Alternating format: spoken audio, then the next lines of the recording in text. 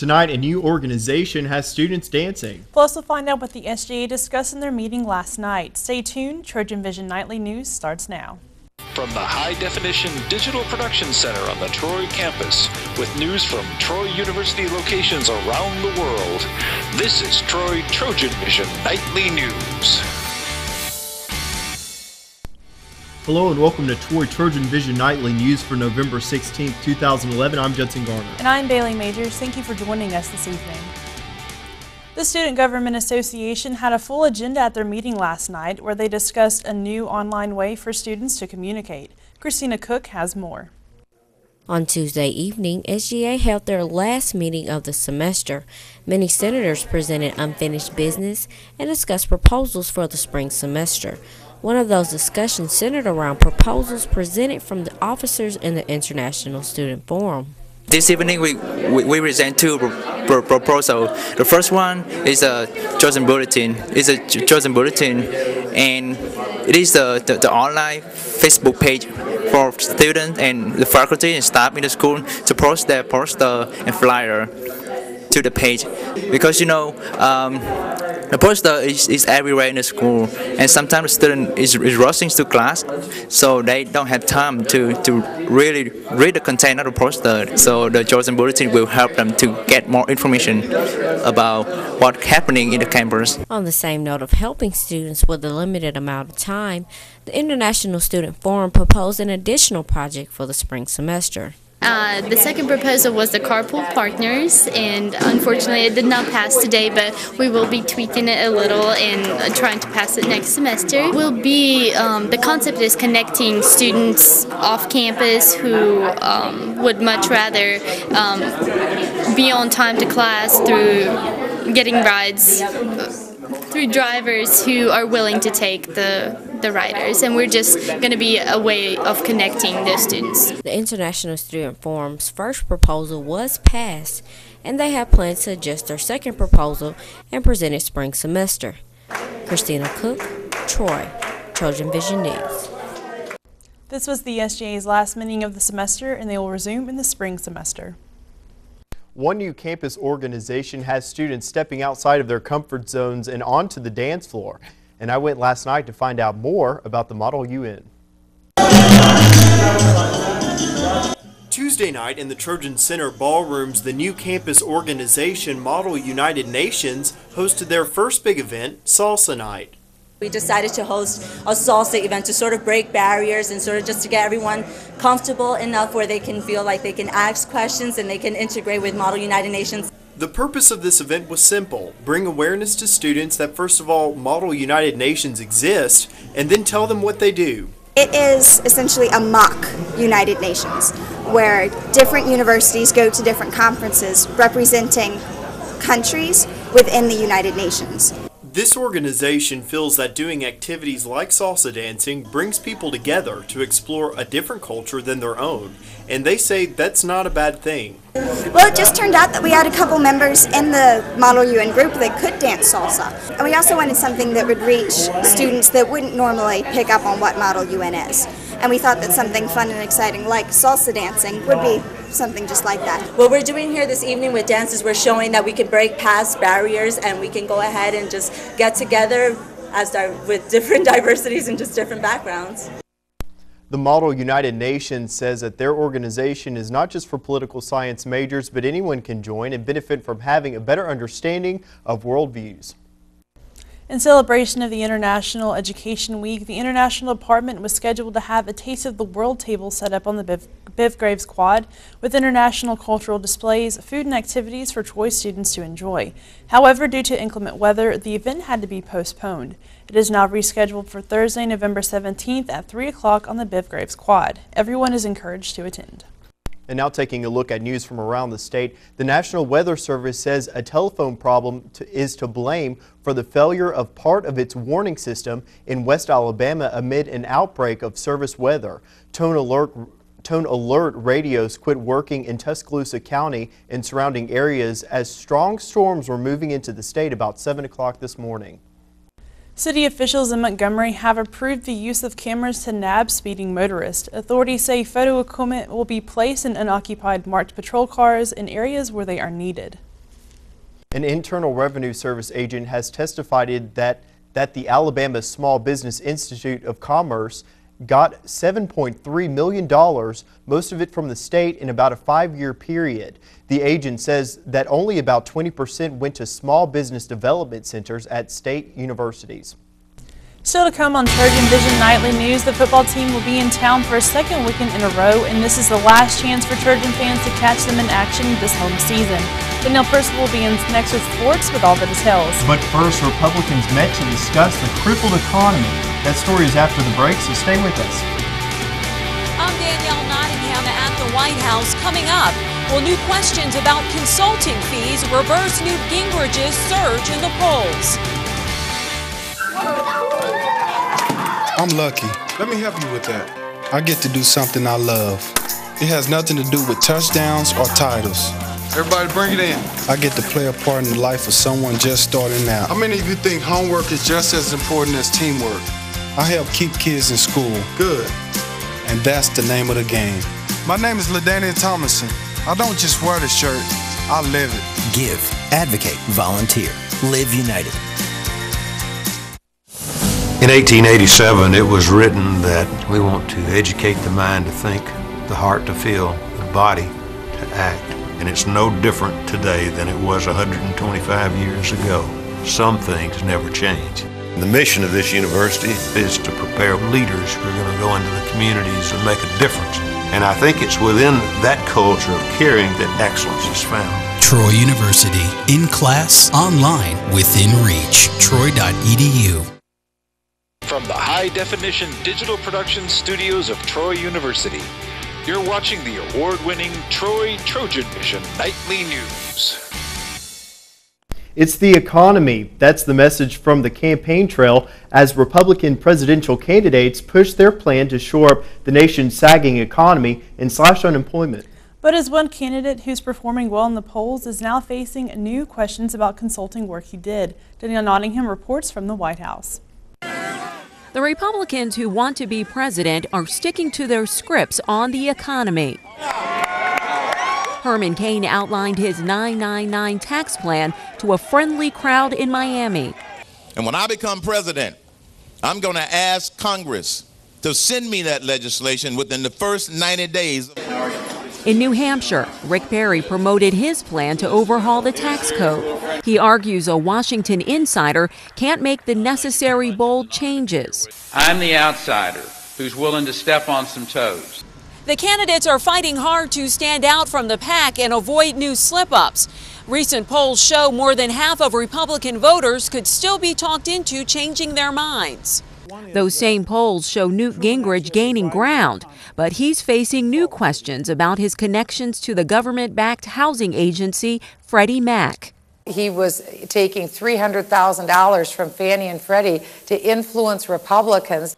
A former Freddie Mac official says Gingrich was paid at least $1.5 million. Gingrich admits the agency hired his consulting firm, but insists it was all above board. No, I explicitly do no lobbying of any kind, and my advice was generic. It wasn't specifically aimed at House Republicans or at Congress in general. The candidates are handling every question carefully.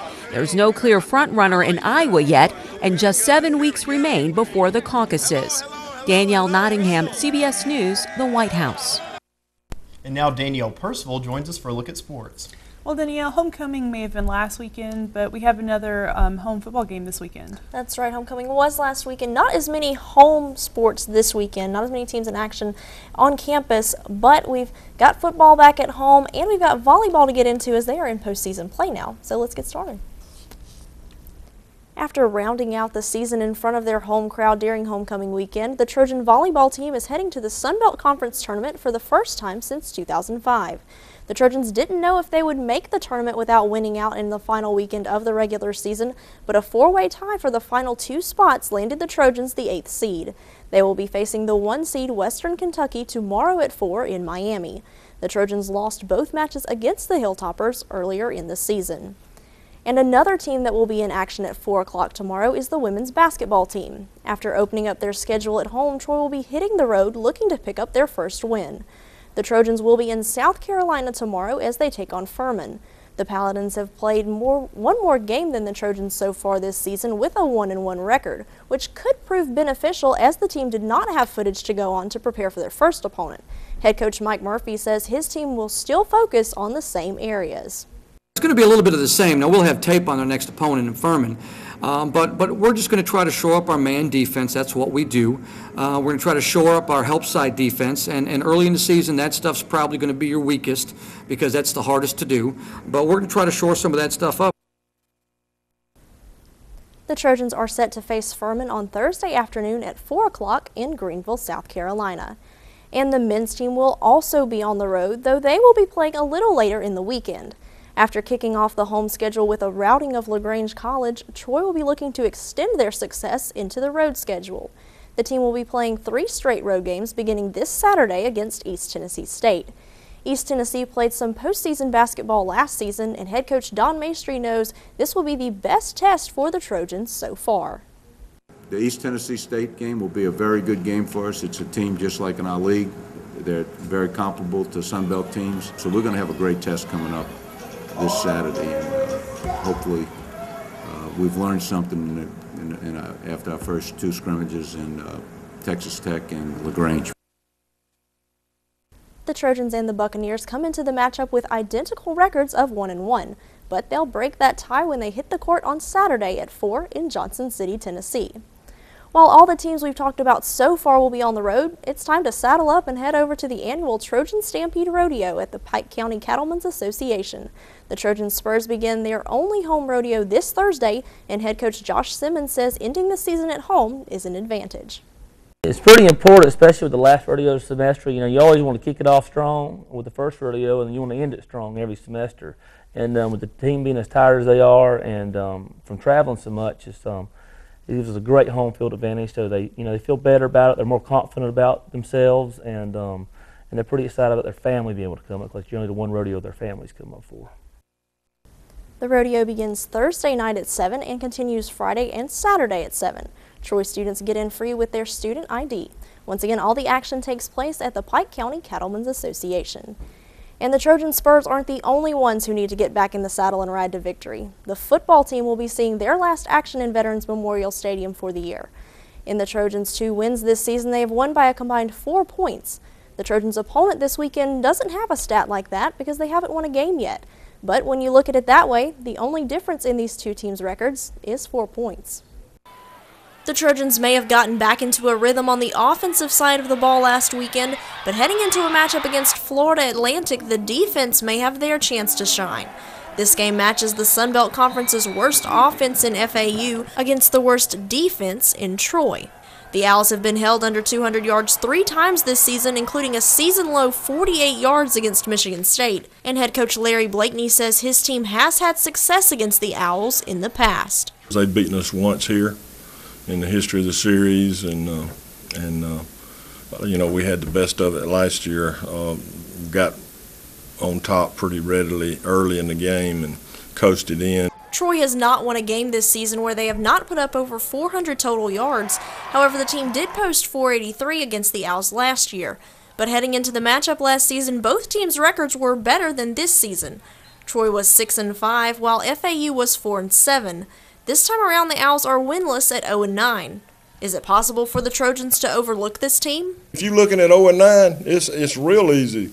But if you look at tape and you look at what you see and the competitive nature of these guys, and knowing that they'd like to win a game too, they hadn't won this year. We've only won twice, so which, boy, that's hard for me to say. They have to come play just like we do. I mean, their record is not appealing, and so it's not as ours. So they're definitely going to have an attitude about themselves and going to come out and try to get this win for them. With this being the final home game, that means it will be senior day.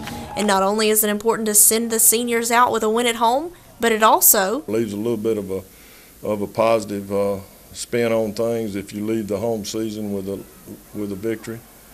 I'm worried about that, but I'm worried about this football team and trying to find a way to set the stage for us to rebound and be back where we were.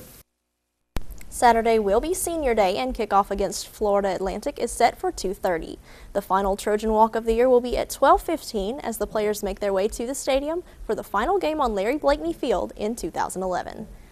So Judson Bailey, we just talked about football at home again. Hopefully they can pick up a win against Florida Atlantic. Congratulations to the volleyball team as they are going to be in postseason play. And to stay updated on everything Trojan Sports, be sure to tune in to Trojan Sports Now Thursday and Friday nights at 7 and 11. That's right, Danielle. We will tune in, and best of luck to everyone. That's right. Thank you. All right, thanks. Up next, we'll find out what will be in this week's edition of Troy's student newspaper, The Metropolitan. But first, all day today, Alabama citizens have been on the lookout for tornadoes as strong storms move across the state. But what can we expect for Troy tonight, Bree? We did experience some rain earlier, but later on tonight we may be experiencing some new conditions in the weather. I'll have more coming up next in weather. There are heroes among us. They don't fly or bend steel or ride off into the sunset. They simply volunteer to look after someone else's health by providing comfort, lending a hand, or simply keeping us on track. Everyone's health needs a hero. Who will you look out for? Find out how you can participate in improving our health. Visit iparticipate.org. Is that thing getting closer? Look how high that thing's going. Look out there, look at the debris. Give me the camera. No, just drive, I've got it. Zoom in, zoom in. I can't believe this is happening. Oh, the size of that thing. It's everywhere. Are you getting this? Yeah, I've got it. What was that? It's the National Guard. How'd they get here so fast? I don't know. Pull over, pull over. Do you have what it takes to head into the heart of the storm? Check out NationalGuard.com. From the high-definition digital production studios of Troy University, you're watching the award-winning TrojanVision Nightly News. Troy University's student newspaper, The Metropolitan, hits newsstands on campus every Thursday to give us a preview of what we can expect to be in tomorrow's Trop. Here's Perspectives editor Ed Bailey. Good evening, Troy University. Here's what you can expect to see in this week's edition of The Trop. News will give you the lowdown on the farmhouse hazing incident as well as the homecoming results. Arts and entertainment will offer an in-depth look at the Odyssey project. And sports will get you pumped for Troy's battle with FAU and take you through a day in the life of a Trojan. And that's tomorrow's Trop today. I'm Perspectives editor Ed Bailey. Now Bree Sanders joins us with the weather. So Bree, it was a little dark and gloomy earlier today, and then we ended up seeing a little bit of rain, and then it got a little bit clearer. And so should we be expecting to see any more rain tonight? Or? Well, we did have that rain come in earlier, and we may have a small possibility of some more rain later on tonight, but I'll get into that right now. Let's take a look at our campus snapshot. Right now on campus, we see that it's still wet outside from the rain earlier, so whether you're headed home or you're leaving work, you might want to grab those rain boots to keep your feet dry. Looking at our current conditions, we have overcast skies right now, temperatures at 73 degrees, dew points at 68 degrees, humidity is at 83%, barometers at 29.81 inches and steady. Winds are coming in from the southwest from 10 to 15 miles per hour. Today's statistics, we had a high today of 78, the low tonight should be 50. We had about an inch of rain or so. The sun rises at 6:14 a.m. and it should set at 4:43 p.m. Taking a look at our temperatures around the state, we see Huntsville coming in at 57 degrees, Birmingham with 63, Montgomery at 74, Troy at 73, Phoenix City with 78, Dothan at 74, and Mobile with the highest at 76. Looking at our current conditions across the southeast, we see in our area we're experiencing some mid-60 degree weather, but as we head throughout the rest of the southeast, we see that weather trend gets cooler into about the low 70s, mid and upper 70s. Florida experiencing some lower 80s, as well as Texas in the lower 90s, a lot warmer than what we've been seeing lately.